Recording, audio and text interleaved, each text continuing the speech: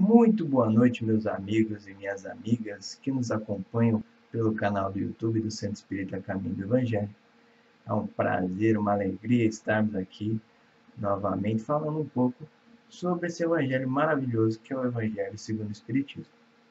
Antes de mais nada, convido a todos que se inscrevam no nosso canal e que acionem ali as notificações para estarem recebendo as informações quanto a palestras ou até mesmo quanto ao nosso Evangelho no Lar.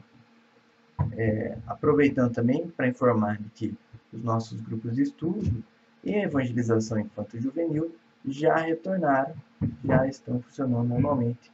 Então, entre em contato com o seu coordenador, ou o coordenador de juventude, ou o coordenador de infância, para que ele possa te informar em qual sala você está, ou então procura a casa espírita que vão dar a melhor orientação. Tá certo?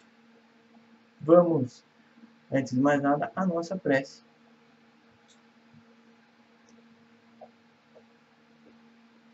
Pai amado, querido Mestre Jesus, amigos espirituais, agradecemos por tudo que tem nos dado, por todas as oportunidades que nos dá no nosso dia a dia, por tudo que nos oferece, por podermos estar cada vez mais aprendendo sobre os teus ensinamentos, aprendendo com a espiritualidade amiga, sobre como proceder para viver melhor. Ampara e ilumina todos os nossos irmãos, encarnados ou desencarnados, que mais necessitam de Ti. Sê conosco, Senhor, hoje e sempre, que assim seja.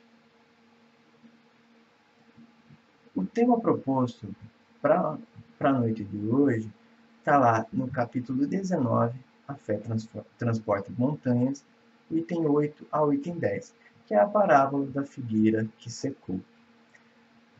Primeiro de tudo, o que são parábolas, né? Porque a gente escuta muito falar que Jesus falava por parábolas, parábola de alguma coisa, parábola de outra coisa. O que são as parábolas? As parábolas ela é uma história contada para explicar uma verdade complexa. Então, é assim, Jesus, um espírito super evoluído, né? O mais evoluído que já esteve entre nós, é um espírito puro, ele precisava trazer a verdade, trazer seus ensinamentos de alguma forma.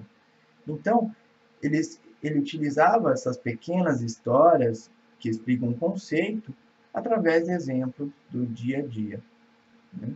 Vale ressaltar também que não necessariamente precisa ser contada a história, ela pode ser uma ação simbólica, como nós veremos aí, que é a parábola da figueira que secou. Então, vamos lá. Quando saíam de Betânia, ele teve fome, e vendo ao longe uma figueira, para ela encaminhou-se, a ver se acharia alguma coisa.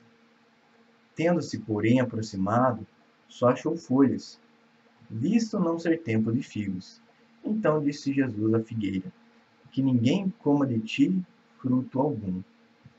O que seus discípulos ouviram. Isso está lá em Marcos, capítulo 11, versículo 12 a 14.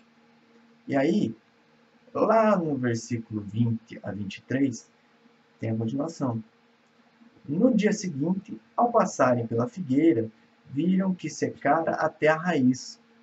Pedro, lembrando-se do que dissera Jesus, disse: Mestre, olha como secou a figueira que tu amaldiçoaste. Jesus, tomando a palavra, lhes disse: Tende fé em Deus. Digo-vos em verdade, que aquele que disser a esta montanha: Tira-te daí e lança-te ao mar, mas sem hesitar no seu coração, crente ao contrário, firmemente, de que tudo o que houver dito acontecerá, verá que, com efeito, acontece. Então vamos lá. Vamos pensar um pouquinho, vamos refletir um pouquinho. Porque se nós levarmos ao pé da letra, essa parábola ela é contraditória com tudo que Jesus fez, com tudo que Jesus ensinou, porque seria basicamente assim, uma árvore, né, não deu o fruto que ele queria, então ele foi lá e amaldiçoou aquela árvore, fez com que ela secasse. Será que é isso realmente? Né? Qual que será a figura de linguagem que está por trás de tudo isso aí?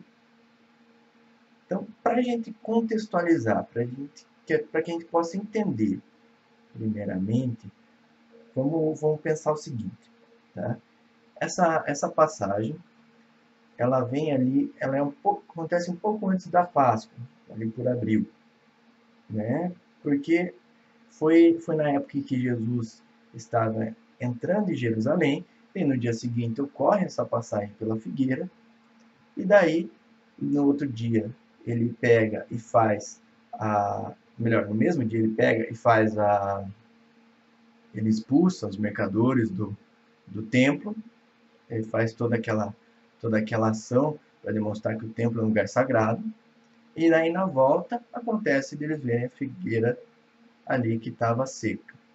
Então, ali, isso tudo foi um pouco antes da Páscoa, então, ali por abril, sendo que não era tempo ainda de figueiras. Então, quando eles passaram por aquele local, todos os pés de figo, todas as figueiras, elas estavam secas, né? Elas ainda não tinham folhas. Mas aquela lá, frondosa, bonita, cheia de folhas, ela estava lá e Jesus então foi ver o que ela tinha para lhe dar. Aí chega um segundo ponto, que nós temos que pensar o seguinte: como que é o processo de amadurecimento do figo? Primeiro, ele tem um sicônio, que seria uma pré-fruta, né? Ali, antes de realmente virar a fruta. Depois disso, acontece que vem a folhagem. E daí, por fim, quando tem a folhagem, daí já vem o fruto. Então, Jesus foi lá, foi ver se já tinha algum fruto, né? Porque ela era uma figueira temporão, né? Fora de época, porque ela já estava cheia de folha, né? Já estava bem, bem bonita, bem cheia de folha. Mas no fim ela não tinha nada, ou seja, nem o sicômoro ela tinha. Então, por isso que Jesus traz essa questão de que, então você não tem nada, você só tem a beleza, você só tem a beleza, você não tem fruto nenhum. E aí chega ao ponto de reflexão, que aí começam as reflexões acerca do que Jesus quis trazer para nós. Então, essa primeira é a contextualização para que nós possamos entender o que se acontecia à época. Quem é a figueira? O que é o fruto? O que é a fome de Jesus? Né? Antes da gente entender tudo isso, lá em Miqueias, né, pegando o Antigo Testamento, diz o seguinte, né, seria Deus falando com Miqueias: ai de mim, porque estou como quando são colhidas as frutas do verão, como os rabiscos da vindima. Não há cacho de uva para comer, nem figos temporãos que a minha alma desejou. Então, essa analogia com relação a figos temporãos já vem desde antes de Jesus, né? Vem ali com os profetas. Então, olha só como não é uma analogia só agora, né, que Jesus traz. Então, Deus já vinha trazendo, né, propriamente Jesus, os espiritualidades superiores já vinham trazendo essa reflexão acerca de que seriam os figos temporâneos, que depois nós vamos esmiuçar um pouquinho mais. O que seria a fome, né? Porque Jesus ali fala de fome. Vamos pensar o seguinte: Jesus já tinha chegado em Jerusalém, né? Estava saindo de Betânia, e será que ele não ia sair dali já bem alimentado? Vamos pensar assim: Jesus é um espírito crístico, ele é um espírito crístico, ele é um espírito puro. Então, por que será que ele ia ter fome antes de todo mundo ali, né? Olha só como é a situação. Então, o que seria a fome para Jesus? Para isso, nós vamos lá em João, no capítulo 4, entender um pouquinho o que seria quando Jesus faz referência à fome, né? Saindo da cidade, vieram até ele. Nesse interim, os discípulos lhe rogavam, dizendo: Rabi, come. Ele, porém, lhes disse: Eu tenho para comer uma comida que vós não conheceis. Diziam então os discípulos uns aos outros: Porventura, alguém lhe trouxe algo de comer? Jesus lhes disse: A minha comida é que eu faça a vontade daquele que me enviou e complete a sua obra. Está lá no capítulo 4, versículo 30 a 34. Então, a fome para Jesus de realizar as obras divinas. A fome de Jesus é que aquele fruto, né, aquela árvore, ela traga a realização da sua obra. Ela apresenta ali um pouco da obra de Deus, da obra do bem, né, da obra do amor, enfim. É essa a fome de Jesus. Jesus quer saber, naquela figura de linguagem, o que aquela figueira tem de bom. Qual fruto que aquela figueira traz para ele, para o mundo, enfim. E aí, quem que é a figueira? Quem que vocês acham que é a figueira?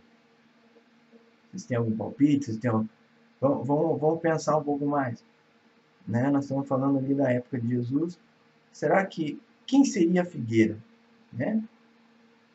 Então seria o povo de Israel, seria ali os hebreus, que seriam o povo escolhido, que era aquele povo que recebeu a palavra de Deus primeiramente, que recebeu Jesus, né, a boa nova, enfim.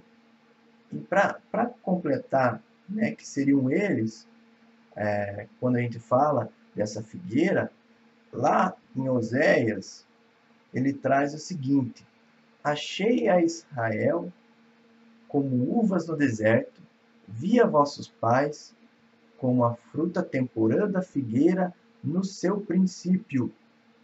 Mas eles foram para Baal-peor e se consagraram a essa vergonha, e se tornaram abomináveis como aquilo que amaram. Então, o povo de Israel era o povo primogênito, eram aqueles que estavam encarregados de levar a boa nova, porque eles eram um povo de muita fé. Mas ao mesmo tempo que que o povo tem muita fé, eles também têm suas mazelas. E para isso precisa-se o quê? Trabalhar. A doutrina espírita nos traz muito, muito claramente de que como que eu posso me depurar, como que eu posso trazer a minha fé da melhor maneira possível, é trabalhando. Então, aquele povo, ele também precisava trabalhar. Dizem os relatos, né, aí, de que o povo de Israel, ele era um povo orgulhoso, era um povo cheio de si. Eles focavam muito, justamente por tudo que passaram, eles focavam muito neles. Então, eles se sentiam muito privilegiados por terem a palavra divina, mas não fizeram a sua parte. Então, ali, quando ele fala que eles são como a fruta temporã da figueira no seu princípio, né? Então, eles são ali aquela figueira encarregada, figurativamente, de trazer aquele fruto do amor, aquele fruto do bem, aquele fruto da palavra evangélica, né? A palavra de Jesus, a palavra de Deus.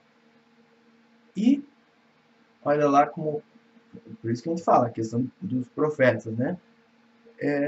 Ele mesmo traz que eles não trouxeram isso. Então, Jesus lá, figurativamente, olha para a figueira e fala que ela então seque. Já que ela não trouxe fruto nenhum, então que ela seque, né? Para que ela não fique só com a pompa, só com a cara de quem está fazendo alguma coisa, só com a figura de quem está fazendo alguma coisa. Porque como você é o primogênito, você tem toda uma você tem essa prerrogativa, e toda essa prerrogativa traz uma responsabilidade de você trazer resultados.